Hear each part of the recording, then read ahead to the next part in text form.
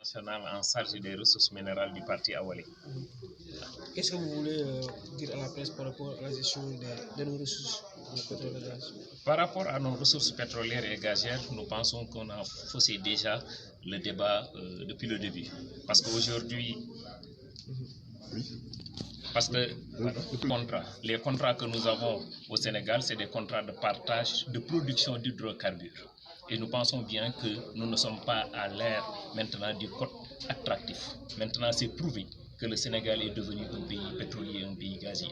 Quand on parle des milliards de barils de pétrole, quand on parle des milliards de mètres cubes de gaz, cela veut dire que ce pays-là maintenant est un pays gazier.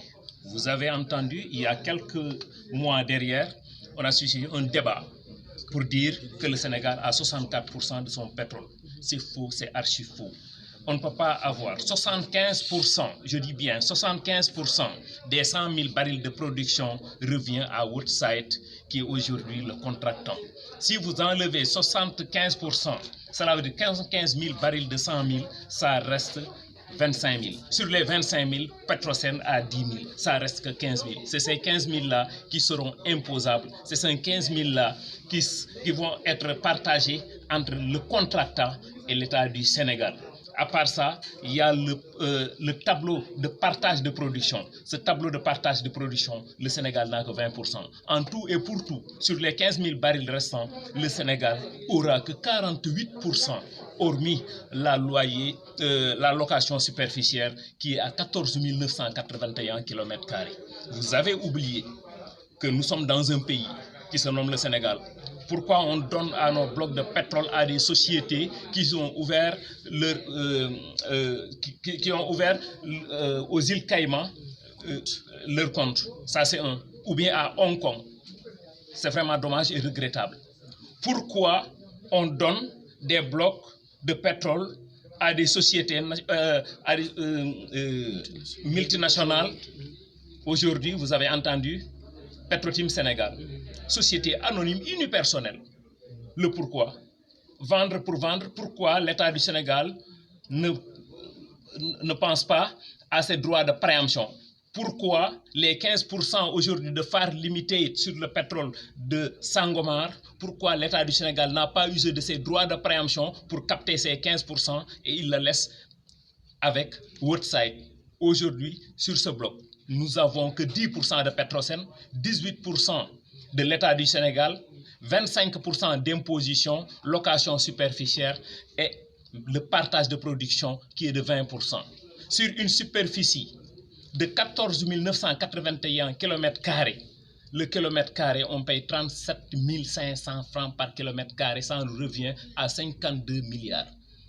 Aujourd'hui donc, nous devons, nous, en tant qu'Awalé, aujourd'hui, le Sénégal est devenu un pays pétrolier, un pays gazier, nous devons quitter ce modèle de contrat de partage de production d'hydrocarbures en faisant comme les pays arabiques.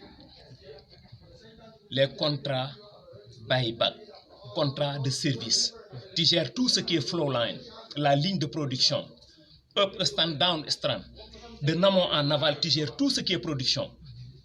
Quel que soit multinational qui va venir pour exploiter le pétrole, va être un sous-traitant de Petrosen Sénégal. Et Petrosen Sénégal, ça appartient aux Sénégalais. Il ne faut pas oublier que le président de la République, Macky Sall, a pris le pouvoir en 2012. Juin, il y a 2 lettres de présentation, 0687, signées le 5 juin 2012 par Ali Ngouille Ndiaye.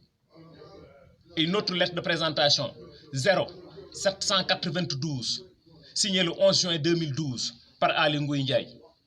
Et les 2 autres degrés, le 796 et 797, signé le 11 juin par le président Macky Sall. Mars, avril, mai, juin. 3 mois sur 3 mois, tu donnes 2 blocs de pétrole à des multinationales.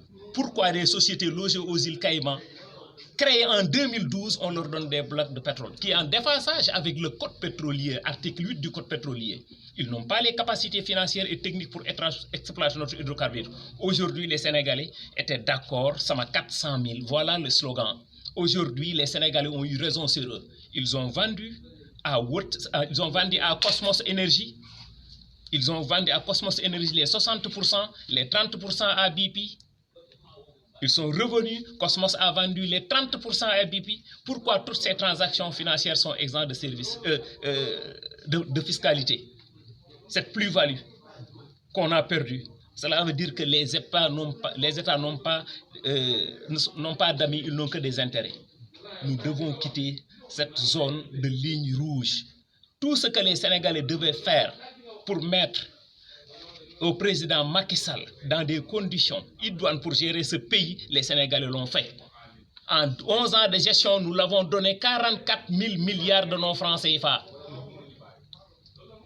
En 2012, quand ils prennent le pouvoir, l'endettement du Sénégal était de 2471 milliards. Aujourd'hui, nous sommes à plus de 14 000 milliards d'endettement. Cela veut dire que l'endettement du Sénégal aujourd'hui est le double du budget du Sénégal. En 2012, le chômage était de 10,2. Aujourd'hui, nous sommes à 24,1. Nous sommes plus en récession. Nous sommes en dépression. Et voilà ce qu'on nous a noté. Nous sommes parmi les 25 pays les plus pauvres, les plus endettés, les plus corrompus. Ce qui me dérange dans tout ça, et l'avenir nous édifiera si on ne prend pas garde. Quelles sont les conséquences? Le président Macky Sall a pris un décret. C'est le 2012-1538 signé le 12 août 2012, modifiant le décret 2014-12-12 signé le 22 septembre 2012. Sur le code des marchés publics, tu sors Petrosen Holding, tu sors Petrosen Exploration et Développement, Petroten Service et Training, tu sors le réseau gazier, tu sors SAR, tu sors Institut national du pétrole et du gaz, tu sors la Sénélec. De tout ce lot de gestion pour une bonne marche de contrôle, cela veut dire qu'ils peuvent faire du gré à gré, à eux. Cela veut dire bonjour les dégâts, bonjour la corruption. L'année passée, nous étions à 118 milliards. Indice de corruption au Sénégal. Raison pour laquelle les gens sont en train de dire que le Sénégal est l'un des pays les plus corrompus du monde. Cela veut dire qu'aujourd'hui, nous n'avons pas encore arrivé sur l'orbite de l'exploitation pétrolière, mais dans ces conditions, si nous allons continuer dans ces conditions, nous n'allons pas bénéficier par rapport à cette ressource d'hydrocarbures. Ça va être comme l'or, 10%, le zircon, 10%. Aujourd'hui, vous avez vu les ICS, 18%, Endorama, actionnaire majoritaire, 78%, IFCO, 7%, Sénégal, 15%. Nous avons plus de des centaines de milliards de tonnes de phosphate. On le laisse ici. À l'époque, qui faisait l'engrais? C'est pas Senchim. Maintenant, nous prenons notre phosphate, on l'exporte, et il le traite, et le transforme, il nous le revend à 30, 40, 50 000 de sacs. Dommage, nous ne méritons pas ça. Nous sommes des cadres de Awalé, nous sommes des cadres dans ce pays. Nous voulons une république sénégalaise. Merci. Une vraie république sénégalaise. Une république que nous n'allons pas importer. Une république de Cheikh Ahmadou Bamba, une république de Cheikh Omar Foutiyou Tall et tant d'autres. C'est cette république que nous voulons. Une république qui va se baser sur les intérêts vitaux de cette nation sénégalaise. Une république où aujourd'hui, l'économie du Sénégal, c'était beau. Aujourd'hui, si on avait une société nationale de transformation de l'or du Sénégal, une société nationale des ciments du Sénégal, une société nationale des marbres du Sénégal, une société nationale